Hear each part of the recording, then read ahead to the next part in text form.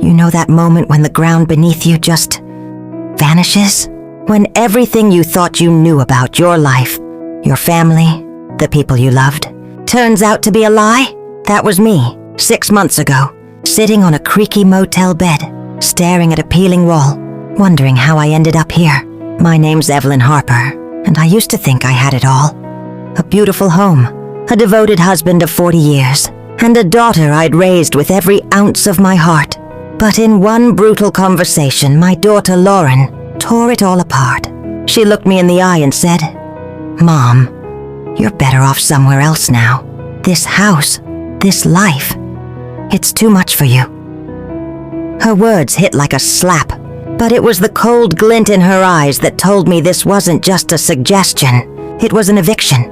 I was 65, a widow still reeling from my husband, David's sudden death. A stroke that stole him from me in the middle of a quiet Sunday dinner. Lauren, my only child, swooped in like she'd been waiting for her moment. She was all sympathy at first, her voice soft, her hugs warm, promising to take care of everything. "Mom, you shouldn't be alone in this big house," she'd say, her hand on mine, her wedding ring glinting under the chandelier. "It's not safe. You deserve to rest." I believed her. I mean, why wouldn't I? She was my daughter, the girl I'd rocked to sleep, the teenager I'd cheered at every soccer game, the woman I'd helped plan a fairy tale wedding for. But then 3 weeks after David's funeral, she showed up with her husband, Mark, and a stack of papers that changed everything. "Mom, we've been over Dad's will," Lauren said, her tone clipped, professional, like she was closing a business deal. "The house, the savings, the investments, they're mine now. Dad wanted me to have it all." I blinked, my coffee going cold in my hands. "Yours, but what about me?" Her smile was tight, practiced. "We found a great senior community for you, Mom. It's affordable, cozy. You'll love it. Affordable." That word stung worse than anything else. My husband and I had built a life worth $28 million. Our home, our accounts, our legacy, and my own daughter was suggesting I move into a place that smelled like mothballs and regret. I tried to argue to make sense of it. "Lauren, your father would never leave me with nothing. We talked about the will years ago. He promised I'd be taken care of." She didn't flinch. "Dad changed his mind, Mom. He knew I'd handle things better. You were never good with money." Mark, standing behind her, nodded like a loyal soldier, his eyes avoiding mine. And then, the final blow. Lauren leaned in, her voice low, like she was sharing a secret. "Mom, let's be honest. You're not useful here anymore. It's time to move on. Not useful." Those words echoed in my head as I packed 2 suitcases with 40 years of my life, photo albums, a few dresses, David's old watch. Lauren watched from the doorway, checking her phone, like I was a tenant she was tired of dealing with. They drove me to a motel on the edge of town, the kind of place where the neon sign flickers and the air smells like stale cigarettes. Mark handed me $150 in cash, his voice cheerful, like he was doing me a favor. "This'll tide you over, Evelyn. We'll sort out a small allowance once we settle the estate." An allowance? From my own money. I watched their sleek Mercedes pull away, my home disappearing in the rearview mirror. And something inside me broke, but not the way you'd expect. It wasn't despair that settled in my chest. It was a spark, a tiny furious spark that whispered, "This isn't right." That night, alone in that dingy motel room, I couldn't sleep. David's face kept flashing in my mind. His careful, methodical way of organizing our lives. His promises that I'd always be secure. He wasn't a cruel man. Traditional, sure, sometimes too focused on his business, but he loved me. He wouldn't have left me with nothing. I grabbed my phone and started searching for answers. David's lawyer, Thomas Reed, had handled everything for us. Our house, our trusts, our life. If anyone knew the truth, it was him. The next morning, I took a bus downtown. Every dollar I spent feeling like a betrayal of the little cash I had left. Thomas's office was exactly as I remembered it. Polished wood, leather chairs, the kind of place that screamed old money. When I walked in, his secretary looked surprised, like she'd seen a ghost. Mrs. Harper, we've been trying to reach you," she said, ushering me into Thomas's office. He stood up, his face a mix of relief and confusion. "Evelyn, where have you been?" "Lauren told us you were on a trip grieving, not to be disturbed." "A trip?" My stomach twisted. "Thomas, Lauren told me I inherited nothing. She said David left everything to her." His eyes widened, and he sat down hard like I'd just dropped a bomb. "That's impossible, Evelyn. David's will was crystal clear." He pulled a file from his desk, his hands moving fast, like he was afraid the papers might disappear. "You were supposed to be at the reading. Lauren said you couldn't handle it, that she'd take care of everything." My heart pounded as he opened the file, David's signature staring back at me from the page. "Evelyn, David left you the house. 75% of his estate, roughly $21 million, and a trust for your future. Lauren got $7 million, but only if she treated you with respect. There's a clause, Evelyn. A clause David added because he was worried about her. Worried about her. My husband, the man I thought I knew, had seen something in our daughter that I'd been blind to." I sat there, the room spinning, as Thomas read the will aloud. The house was mine. The money was mine. Lauren had lied. Lied so convincingly that I'd packed my bags and walked away from my own life. "She showed me papers, Thomas. A will that said she got everything." His face darkened. "Forged, most likely. Or an old draft. Evelyn, what Lauren's done. It's fraud. It's elder abuse. Elder abuse." The words sounded so clinical, but they burned. My own daughter, the child I'd raised, had thrown me out like trash. But as I sat there, something shifted inside me. That spark from the motel room? It was growing into a fire. Lauren thought she'd played the perfect game. She was about to learn I wasn't out of moves yet. I left Thomas's office with a copy of the real will tucked under my arm. My hands shaking, but my mind sharper than it had been in years. Lauren had lied to me, forged documents, and stolen my life. But I wasn't the fragile widow she thought I was. Not anymore. Back at the motel, I spread the will out on the bed, reading every line, every word, like it was a map to my freedom. David had known. He'd seen Lauren's greed, her entitlement, and he'd built a trap for her, a clause that tied her inheritance to how she treated me. She'd failed spectacularly, and now that $7 million was mine too. All $28 million, the house, everything. It was legally, undeniably mine. But knowing the truth was one thing. Getting it back was another. I called Thomas the next morning. "What do we do now?" I asked, my voice steady despite the storm in my chest. "We fight," he said, his tone fierce.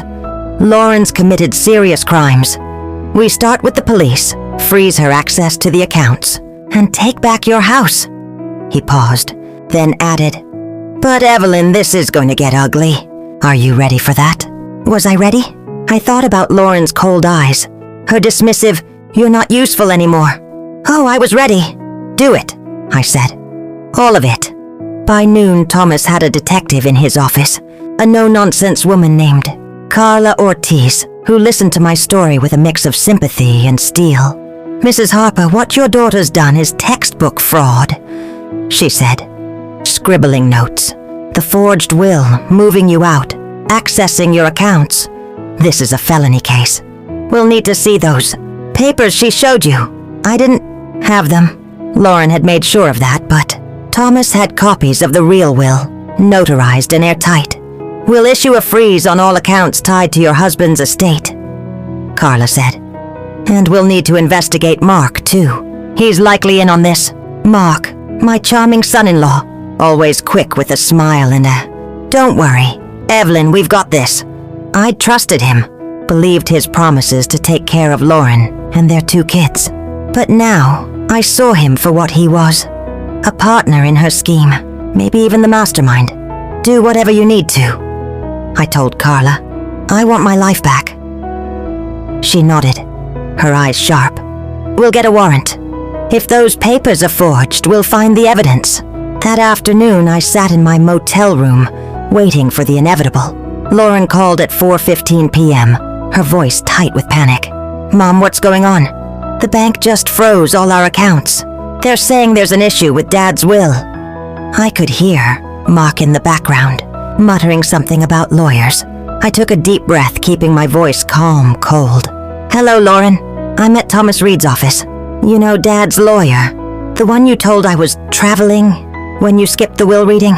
Silence. Then, "Mom, you're confused. I was just trying to protect you. Managing all that money. It's too much for you. Protect me." The audacity made my blood boil. Protect me? By forging a will and throwing me out of my own house?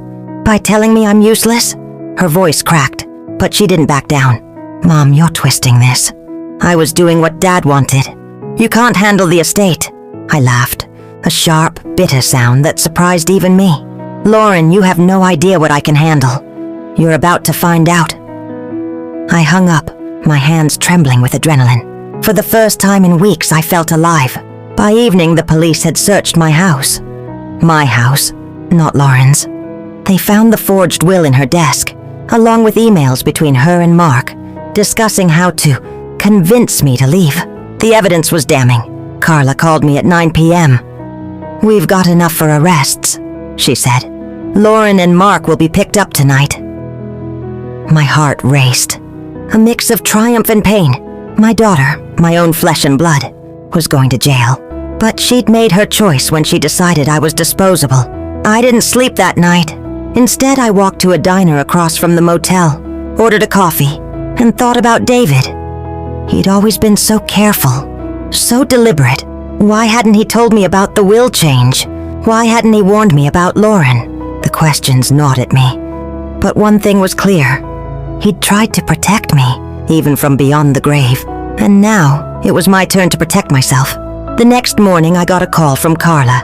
"Evelyn, you need to come to the station. There's something else we found." Her tone was serious, and my stomach dropped. At the station, she slid a folder across the table. We dug into Mark's financial records. "He's been moving money from your husband's accounts for months. Before David even died." I stared at her, the words not sinking in. "Before?" She nodded. "Mark had access to David's business accounts. We think he and Lauren were planning this long before the stroke. There's more, Evelyn. David's business, it wasn't entirely clean. Not clean." The words hit like a punch. David had built a consulting firm, a respected name in corporate strategy. He'd worked long hours, traveled for clients, brought home the kind of money that bought us a mansion and a comfortable life. But Carla's folder told a different story. Offshore accounts, questionable payments, clients with names that sounded more like crime syndicates than corporations. "We're still investigating," Carla said. "But it looks like David was involved in some shady dealings. Lauren and Mark might have known and used it to their advantage." My head spun. David, a criminal? It didn't fit the man I'd loved for 40 years. The man who'd kissed my forehead every night before bed. But then I thought about Lauren, her confidence, her certainty that she could take everything. Had she known about David's secrets? Had she and Mark been playing a longer game than I realized? "What does this mean for me?" I asked, my voice barely a whisper. Carla leaned forward. "It means we need to be careful. If Lauren and Mark try to use this to negotiate, they could drag you into it. But if we play this right, we can turn their plan against them." As I left the station, a plan started forming in my mind. Lauren thought she'd outsmarted me, but she'd underestimated one thing. I wasn't just a grieving widow. I was a woman with nothing left to lose, and that made me dangerous. The police station smelled like burnt coffee and desperation, but I walked out feeling like I'd just been handed a weapon. Lauren and Mark thought they could use David's secrets to save themselves, but I was done being their pawn. Back at the motel, I called Thomas. "We need to know everything about David's business," I said. "If there's dirt, I want to find it before they do." Thomas hesitated. "Evelyn, digging into this could open a Pandora's box. Are you sure?" I thought about the life I'd lost, the daughter who'd betrayed me, the husband who might not have been who I thought. "I'm sure," I said. "I want the truth." Thomas hired a private investigator, a woman named Rachel Klein, who had a reputation for unearthing secrets people didn't want found. She showed up at my motel the next day, her laptop open, her eyes sharp. "Mrs. Harper, Your husband's business was a front for something bigger, she said, spreading out documents on the bed.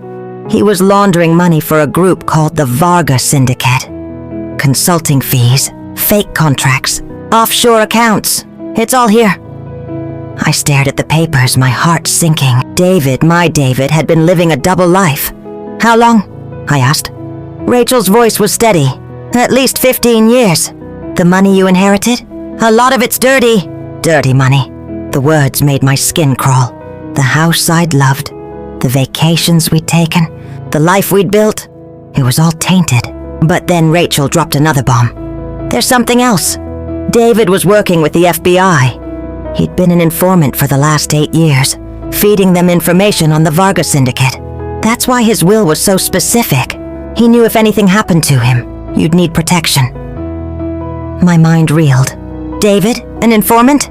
The man who'd spent our marriage shielding me from his business was secretly helping the feds?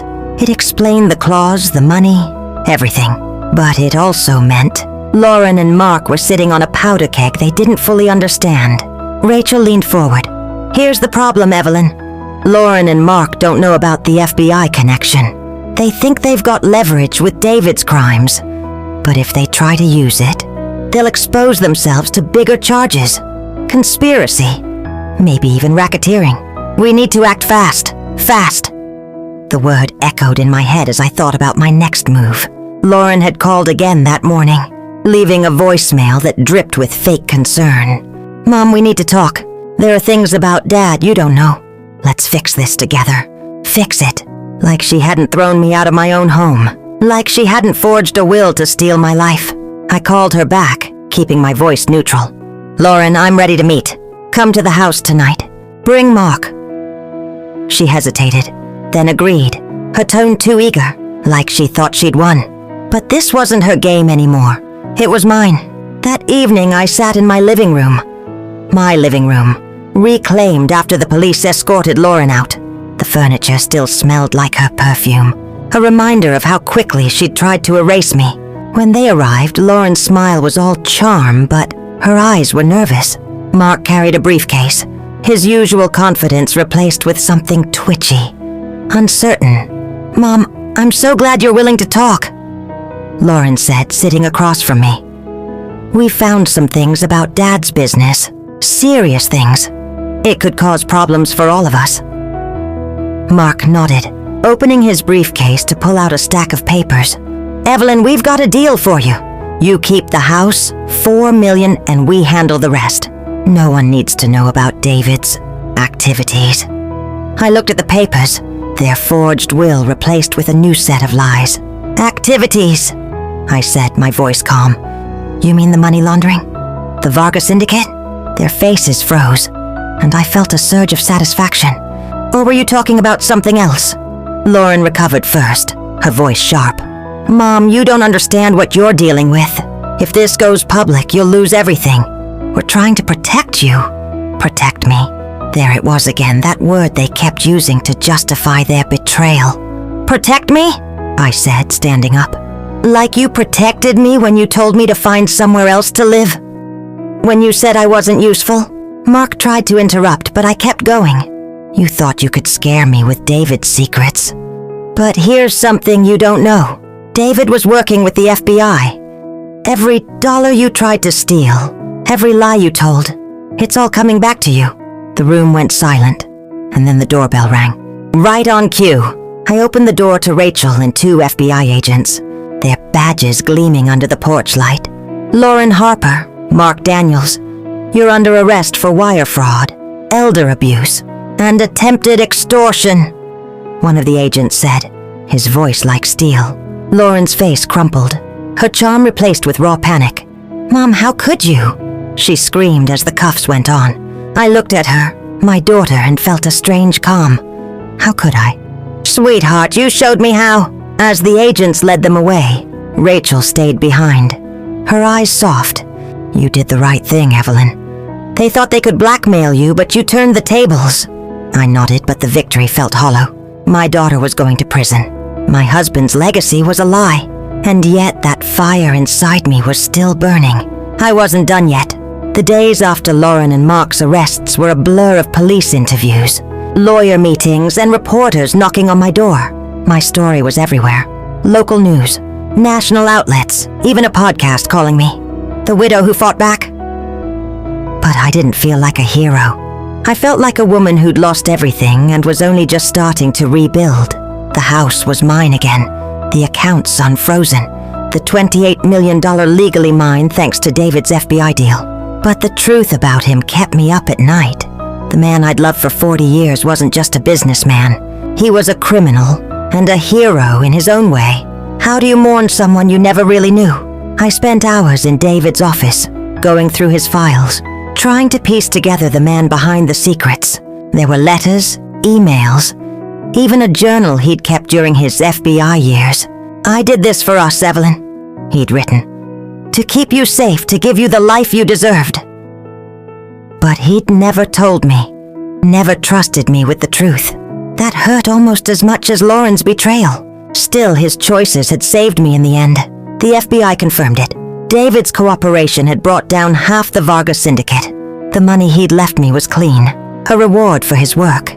But Lauren and Mark didn't know that. When they tried to blackmail me, their trial was set for 3 months out, and the evidence was overwhelming. Forged documents, bank transfers, even text messages, where they laughed about getting rid of Mom. But Lauren wasn't done playing games. A week after her arrest, I got a letter from her, sent from jail.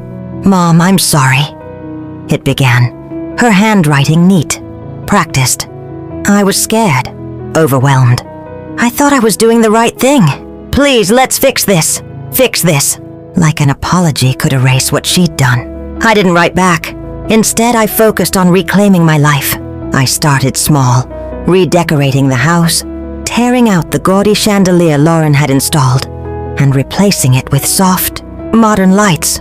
I turned David's office into a reading room, filling it with books I'd always wanted to read but never had time for. Every change felt like a declaration. This is my home, my life. But the real transformation was bigger. With Thomas's help, I set up the Evelyn Harper Foundation, using $10 million of my inheritance to fund legal aid for seniors facing family fraud. I'd been invisible for too long, and I wasn't gonna let other women like me suffer in silence. The media attention grew, and soon I was getting calls from producers. A streaming service wanted to turn my story into a documentary, The Betrayed Mother. I hesitated at first. Did I want the world to know my pain? But then I thought about all the women out there, dismissed by their families, manipulated, discarded. If my story could help them, it was worth it. I signed the deal, with every penny going to the foundation. Then came the call I wasn't expecting. It was Lauren's lawyer, a slick man named Gregory Holt. "Mrs. Harper, my client wants to meet. She's ready to take responsibility." Responsibility. I almost laughed. "What does she want, Gregory?" He cleared his throat.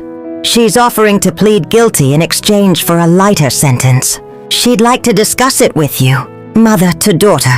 I agreed, not because I wanted reconciliation, but because I wanted to look her in the eye one last time. The meeting was at the county jail, a cold gray room that smelled like disinfectant. Lauren looked different, her hair pulled back, no makeup, her eyes red from crying. "Mom," she said, her voice breaking, "I didn't mean for it to go this far. I wanted the money. I wanted to be free. Free." The irony wasn't lost on me. "Free from what, Lauren? From me? From the mother who gave up everything for you?" She flinched, but I kept going. "You forged a will. You threw me out of my home. You told me I wasn't useful. And now you want forgiveness?" "I'm not asking for forgiveness," she whispered. "I'm asking for a chance to make it right." I leaned forward, my voice low. "You want to make it right? Plead guilty? Face the consequences. Stop pretending you're the victim." She nodded, tears streaming down her face. But I didn't feel pity. I felt power. For the first time in my life, I was the one in control. As I walked out of the jail, my phone buzzed. It was Rachel, the investigator. "Evelyn, we found something new. It's about David's FBI work. There's a chance the Vargas syndicate knows he was an informant. You need to be careful. Careful! The word sent a chill down my spine. I'd beaten Lauren and Mark, but was I ready to face a crime syndicate? That night I sat in my reading room, David's journal in my hands, and made a decision. Whatever came next, I wasn't backing down. The sun rose over my house, casting long shadows across the new hardwood floors I'd chosen myself. 6 months ago, I'd been a widow with nothing but 2 suitcases and a broken heart. Now I was Evelyn Harper, the woman who'd taken down her daughter's fraud scheme, reclaimed her $28 million inheritance, and started a foundation to protect others like me. But Rachel's warning about the Varga Syndicate lingered like a storm cloud. David's double life had left me with more than money. It had left me with enemies. I met with FBI agent Daniel Torres the next day, a man with tired eyes and a voice that carried the weight of too many cases. Mrs. Harper, your husband's work with us was critical, but it wasn't without risks, he said. The Varga Syndicate is crippled thanks to him. But there are still players out there who might want revenge. Revenge. The word made my stomach twist. But I wasn't the same woman who'd cowered in a motel room. What do I need to do? I asked. Daniel leaned forward. Stay vigilant. We're monitoring known associates, but you should consider security for your home. And don't talk to anyone about David's FBI work. Not yet. I hired a security firm that afternoon, installing cameras and alarms that made my house feel like a fortress. But the real protection was my resolve. Lauren and Mark had underestimated me, and they'd paid the price. If the Varga Syndicate thought I was an easy target, they were in for a surprise. Meanwhile, the documentary deal was moving forward. The producers wanted to film in my home, capturing the place where my life had unraveled and come back together. I agreed, but only if they focused on the bigger picture. Elder fraud, family betrayal, and the strength to fight back. Lauren's trial came faster than I expected. She pleaded guilty, just as she'd promised, and was sentenced to 2 years in federal prison. Mark got 3, his financial crimes extending beyond my case. The courtroom was quiet as the judge read the verdicts, but Lauren's eyes found mine, pleading for something I couldn't give. I didn't hate her, not anymore. I just didn't know her. The daughter I'd loved was gone, replaced by someone who'd chosen greed over family. As for her kids, my grandchildren, I'd set up trusts for them, managed by Thomas, to ensure they'd have a future without their parents' mistakes. The documentary, The Widow's Triumph, premiered 3 months later to a flood of attention. I watched it at home, alone, a glass of wine in my hand. The producers had done it justice, weaving my story with interviews from other seniors who'd faced similar betrayals. The Evelyn Harper Foundation was flooded with donations, and I was invited to speak at conferences, sharing my story to empower others. I'd become a symbol of resilience. But every time I spoke, I thought about David.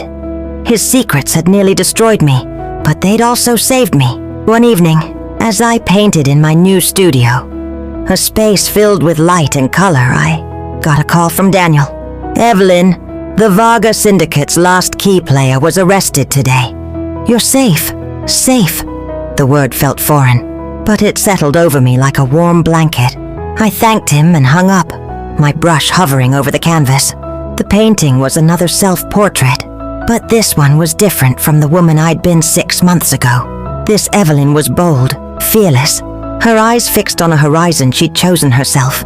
I thought about Lauren's letters, still unopened, piling up in a drawer. Maybe one day I'd read them, but not now. Now, I was focused on the life I was building. Not the one David had planned, or Lauren had tried to steal, but the one I wanted. The foundation was growing, my art was selling, and I was learning who I was without the labels of wife or mother. I was Evelyn Harper, a woman who'd faced betrayal, uncovered secrets, and come out stronger. As the sun set, I stepped outside, the air cool against my skin. My garden, once David's pride, was now mine, filled with flowers I'd planted myself. I thought about the viewers watching this story, maybe sitting in their own homes, wondering if they could fight back too. If you're out there listening, know this. Your voice matters. Your strength matters. And if someone tries to take it from you, fight like hell, because the best revenge isn't getting even. It's becoming everything they never thought you could be.